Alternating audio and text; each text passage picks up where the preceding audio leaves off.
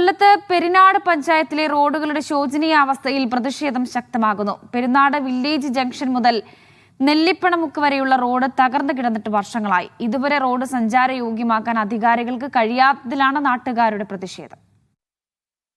ദിനംപ്രതി നിരവധി വാഹനങ്ങൾ കടന്നുപോകുന്ന റോഡാണിത്. പൊട്ടിപ്പൊളിഞ്ഞ റോഡിലൂടെയുള്ള യാത്ര ദുഷ്കരം.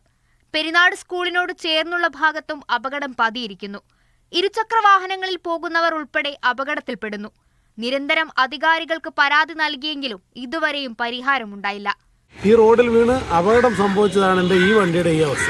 പല സ്കൂളുകളിലും പഠിക്കുന്ന കുട്ടികൾ യൂണിഫോം ധരിച്ച് ഇതുവഴി വരുമ്പോൾ അവരുടെ ഷൂവിനുള്ളിൽ ഈ മലിനജലം കയറുകയും മലമൂത്ര വിസർജനങ്ങൾ ഉൾപ്പെടെയുള്ളവ ഒഴുകി വന്നിവിടെയാണ് കെട്ടിക്കിടക്കുന്നത്.